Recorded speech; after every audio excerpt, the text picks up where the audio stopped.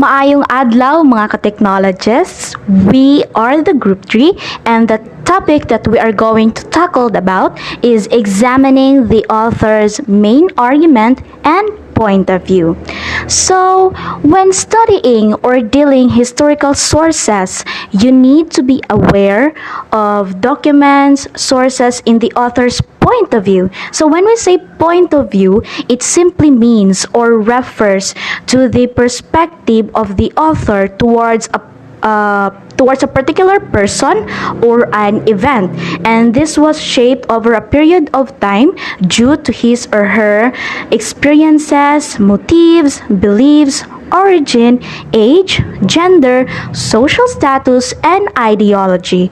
So, you might mistakenly feel that primary sources are historical facts, that there are no biases, and they are absolutely accurate. So, when we say primary sources, those are sources that was made by an author based on their experience and views of an event, tragedy, or phenomena. It could be a novel, diaries, legal documents, and etc. So one of the examples of primary sources is Noli Me Tangere and El Filibusterismo, that was originally made by our national hero, which is Jose Rizal. These two novels were considered as primary sources because, at what I've said, this was originally made by our national hero. So, as they said that these books were originally adapted into Filipino books and distributed into public and high school, that considered as secondary sources. So when we say secondary sources, these are works that were analyzed, critique, review, and interpret in an historical event or an era. So examples of secondary sources are books, articles, journals, and etc. So, in analyzing, in order to be effective in analyzing point of view, you must remember that you must treat the documents in your personal interpretation and not facts. So, these are the questions that you're going to ask in yourselves. So, in order para makabalo ka kung unsa jud ay whole thought sa poem. So, the first question nga imong i-ask is, who is the speaker or the source? So, you must know the author's autobiography or biography rather. And second is, what is the occasion? Unsay okasyon nganong nahimo to niya. So, unsay mga panghitabo nganong nabihimo niya ng novel or ng poem. And the third one is, who is the intended audience? So, kinsa ang gusto niyang buot ipasabot sa poem niya? And the fourth one is, what is the purpose? Of course, what is the purpose of the poem or novel? So, diri na ma-include ang mga motives, beliefs, ideology, and etc. And the fifth one is, what is the subject? Unsay topic, unsay content, ug unsay ideas nga na tackled. And the sixth one is what is the tone? What are the emotions nga gipakita?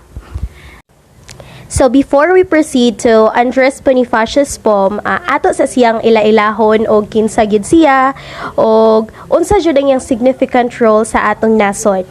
So Andres Bonifacio, he was born on November 30, 1863 in a small hut at Calle Alcaraza known as Claro M. Recto Avenue in Tondo, Manila. His father's name was Santiago, a trailor, local politician, a boatman, while his mother's name is Catalina de Castro, who works in a cigarette rolling factory. However, he was orphaned early and resulted in him to work early as a craftsman and clerk, messenger, and agent. He grew up in the slums and knew the conditions of class struggle in his society. So during his time, he observed that Filipinos were not free and the Spanish government and the Catholic Church enslaved them. Through this, he founded the Katipunan on July 7, 1892.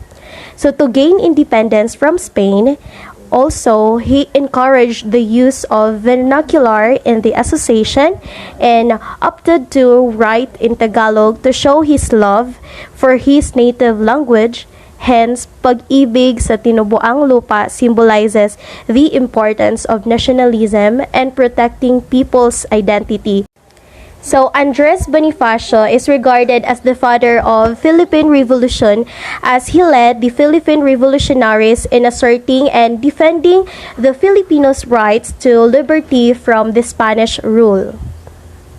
The Filipinos painstakingly struggled for detachment from their colonial masters, while it took the early revolts a myriad of motives.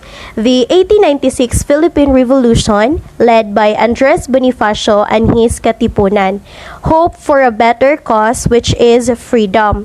So, let us take a look at the words and text that shapes Katipunan's struggle for independence and help launch an armed revolution.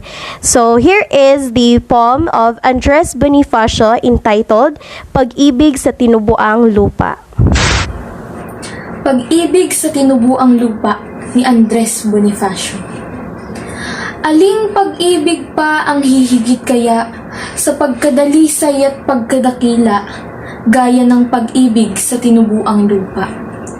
Aling pag-ibig pa? Wala na nga, wala. Pagpupuring lubos ang nagiging hangad sa bayan ng taong may dangal at ingat. Umawit, tumula, kumathat, sumulat. Kalakhan din nila'y isinisiwal. Walang mahalagang hindi ihahandog ng pusong mahal sa bayang nagkupkop. Dugo, yaman, dunong katiis at pagod. Buhay may ambuting magkalagot-lagot. Bakit? Ano itong sakdal ng laki na hinahandugan ng buong pagkasi, na lalong mahal kapangyayari at ginugulgulan ng buhay na iwi? Ay! Ito'y ang inang bayang tinubuan, siya'y inatanging kinalimutan ng kawili-wiling liwanag ng araw na nagbibigay ng init sa lunong katawan. Kalakip din ito'y pag-ibig sa bayan, ang lahat ng lalong sa gunita'y mahal, mula sa masaya't gasong nakasanggulan, hanggang sa katawa'y mapasalibingan. Sa aba ng abang mawalay sa bayan, gunita may laging sakbibi ng lumbay. Walang alaala't inaasam, kundi ang makita ang lupang tinubuan. Patina't magdusat 10 kamatayan, wari masarap kung dahil sa bayan. At lalong maghirap o himalang bagay, lalong pag-irog sa kanya'y iaalay. Kung ang bayang ito'y isang panganib at siya ang dapat ipagtangkilik, ang anak, asawa, magulang at kapatid, isang tawag niya'y tatalikdang pilit. Hayo na nga kayo, kayong nangabuhay sa pag-asang lubos na kaginhawahan at walang tinamo kundi kapaitan. Kaya nga't ibigin ang naaabang bayan. Kayong nalagasan ng bungat bulaklak, kahoy niyari ng buhay na nilantat sukat, ng balabalakit makapal na hirap, muling manariwat sa bayay lumiyag. Ipahandog-handog ang buong pag-ibig hanggang sa mga dugo'y ubusang tangis. Kung sa pagtatanggol buhay ay mapatid, ito'y kapalaran na tunay na langit. Pag-ibig sa tinubuang lupa ni Andres Bonifacio. So karon inyo nang natanawan og napaminawan ang poem ni Andres Bonifacio. So what does the poem all about the eye? So the poem entitled Ang Pag-ibig sa Tinubuang Lupa, of course, was written by Andres Bonifacio and one of the contents of the first ever issue of Kalayaan, the newspaper of the Katipunan on March 1896. So this poem was written as an exhortation to urge his fellow Filipino citizens to fight for Philippine independence and to join the crusade, although Bonifacio is much better known as a fighter than a writer. So he was able to prove his versatility in writing through this poem. Jim Richardson, a historian, notes that the poem was published under the initials AIB, which was believed to stand for Agapito Bagumbayan. Translated to English, the poem is entitled Love for One's Homeland. So the poem is composed of 28 stanzas, wherein each stanza is written traditionally, each with 4 verses, a rhyme, and a measure of 12s. This way of writing became popular during the 19th century. So, along with other written works by famous people like Rizal and Del Pilar, these literary pieces were created during the 1896 Philippine Revolution. So this poem was one of the strong pieces that encouraged the Filipinos to fight for their country, as it states there that the greatest love is the love for one's country. So the poem is all about the being proud of one's nationality and country. So we should love, praise, fight for our own country, because there is no other people who can do that except the countrymen themselves. So we should appreciate our own country. Next, who is the intended audience of the poem? Of course, it is for the Filipino people. Andres Bonifacio's poem sa Pag-ibig sa Tinubuang Lupa inspires us to unite and fight for Philippine independence. The poem specifically mentions the erosion of nationalism among his fellow countrymen. In this regard, he sparked a sense of patriotism among us, encouraging us to band together and protect the Filipinos' right to self-determination from Spanish control. So here are the purposes of the poem. First purpose is, this poem highlights the purpose of having unity, meaning magkahiusa. This poem encouraged the Filipinos to fight as one for their country and freedom as they are being oppressed by the Spaniards. Next is, the vitality is stressed in such a way that it is one of the first written works in Tagalog that speaks about patriotism. When we say patriotism, it's like loyalty to our country. Next is, it is an artistic advocacy to call out every Filipino to stand with what should be done.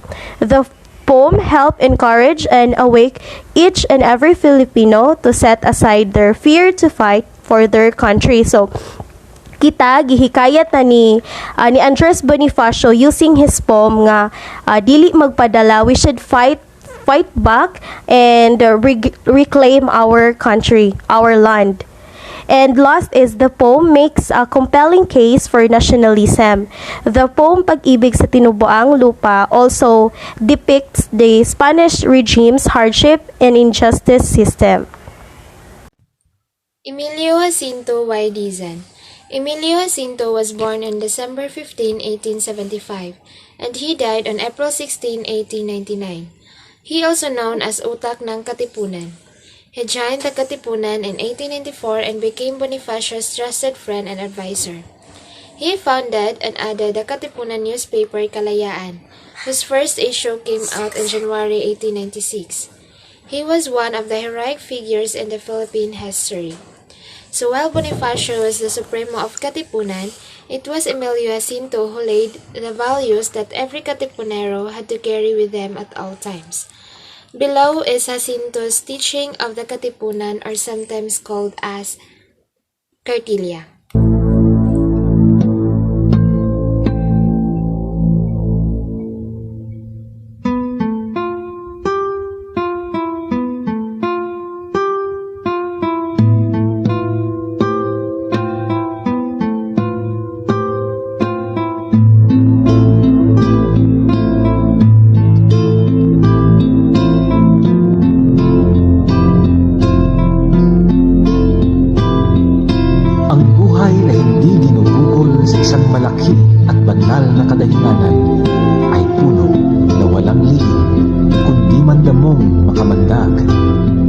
Ang gawang magaling na nagbubuhat sa pagkahambog o pagpipita sa sarili at hindi talagang nasang gumawa ng kagalingan ay di kabaitan. Ang tunay na kabanalan ay ang pagkakawang gawa, ang pag-ibig sa kapwa, at ang isukat ang bawat kilos, gawa't pangungusap sa talagang katuwiran. Maitim man o maputi ang kulay ng balat, lahat ng tao'y magkakapantay. Mangyaring ang isa'y hihigtan sa dunong, sa yaman, sa ganda, ngunit di mahihigtan sa pagkatao.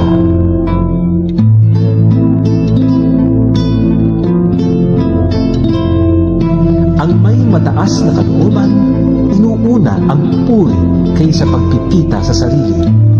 Ang may hamak na kalooban, inuuna ang pagpipita sa sarili sa puri. Sa taong may hiya, salita'y panunumpa.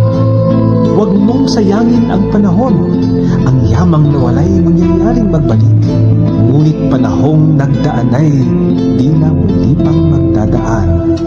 Ipagtanggol mo ang inaapi, kabakahin ang umaapi. Ang taong matalino'y ang may pag-iingat sa bawat sasabihin.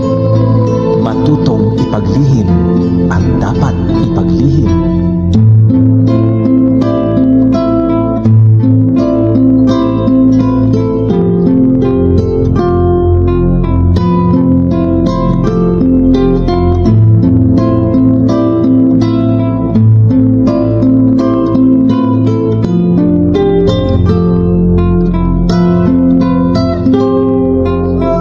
Sa daang matinik ng buhay, ang mga magulang ang patnugot ng mag-anak. Kung ang umaakay ay tungo sa sama, ang pagtutunguhan ng inaakay ay kasamaan din. Ang babae ay huwag mong tingnan isang bagay na libangan lamang, kundi isang katuwang at karamay ng lalaki sa mga kahirapan nitong buhay. Gamitin mo ng buong pagbibitagan ang kanyang pisikal na kahinaan at alalahanin ang inang pinagbuhatan at nag-iwig sa iyong kasanggulan. Ang di mo ibig gawin sa asawa mo, anak at kapatid, ay huwag mong gagawin sa asawa, anak at kapatid ng iba.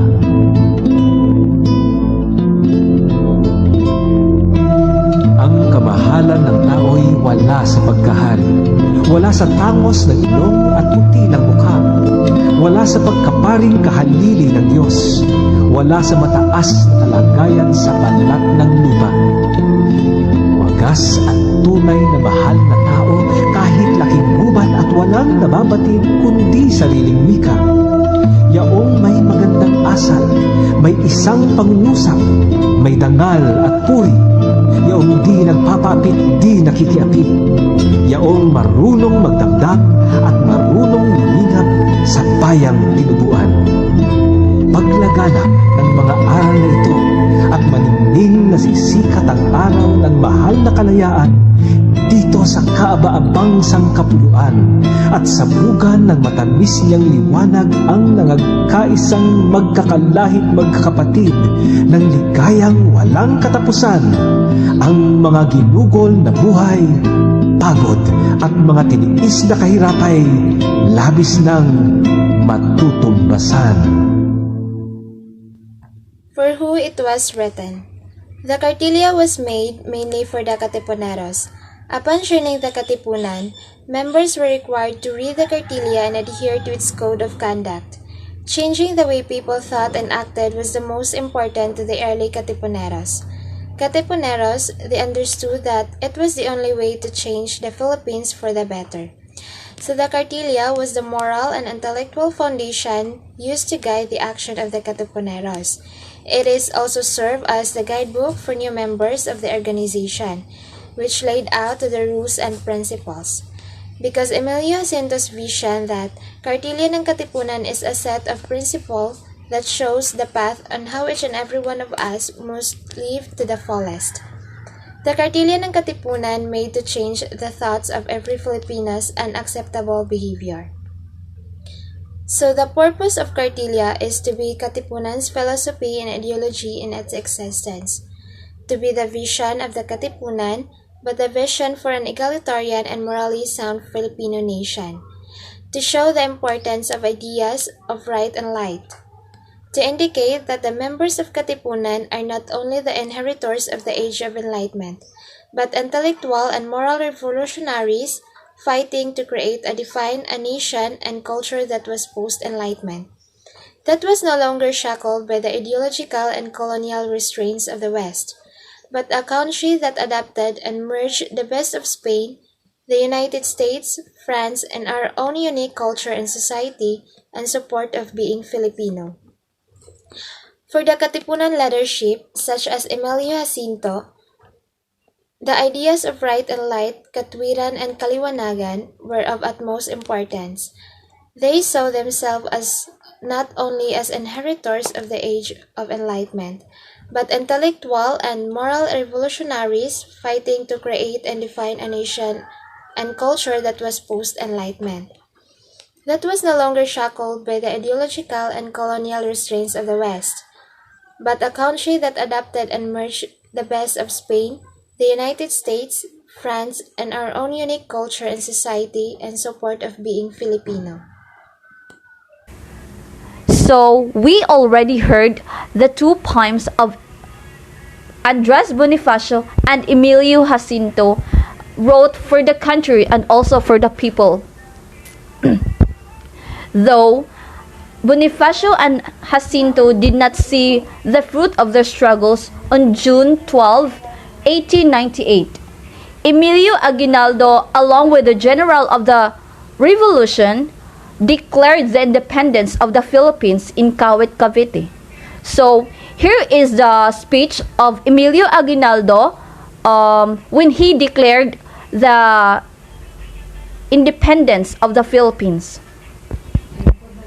And having as witness to the rectitude of our intentions, the Supreme Judge of the universe, and under the protection of powerful and humanitarian nation, the United States of America, we do hereby proclaim and declare solemnly in the name and by authority of the people of these Philippine Islands, that they are and have the right to be free and independent, that they have ceased to have any allegiance to the Crown of Spain, that all political ties between them are and should be completely severed and annulled, and that, like other and free independent states, they enjoy the full power to make war and peace, conclude commercial treaties, enter into alliances, regulate commerce, and do all other acts and things which an independent state has right to do. And lastly, it was resolved unanimously that this nation, already free and independent of this day, must use the same flag which up to now is being used, whose design and colors are found described in the attached drawing.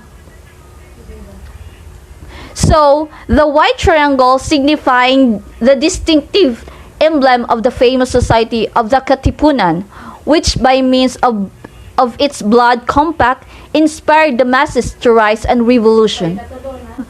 So the three stars signifying the three principal of islands of this archipelago, which is Luzon, Mindanao, and Panay, where this revolutionary movement started. And the eighth ray of the sun is signifying the 8 provinces, which are Manila, Cavite, Bulacan, Pampanga, Nueva Ecija, Bataan, Laguna, and also Batangas, which declared themselves in a state of war as soon as the first revolt was initiated. So the colors of the blue, red, and white, it means the commemorating of the flag of the United States of North America as a manifestation of our profound gratitude toward this great nation of its disinterested protection which it lent us and continues lending us. So overall, this report talks about how we distinguish arguments from the author. Giunsa na to pagsabot o pag-interpret ilang mga argument. And we also stated there the 6 guide questions in analyzing author's point of view. And also for the poems, usa sa mga aim is to know the purpose of the text, the primary intention of the text, and what the text hopes to achieve. And also, the author's point of view is the author's personal opinion, personal beliefs, personal perspective, and author's personal point of view. As we end this, we will leave you a quote saying, "We will strengthen our country when we come together." The main point of this quote is to unite the Filipino people, to strengthen more our relationship with each other, to attain one desired goal, which is freedom, faith, peace, and for the development for the country. That's all. Thank you.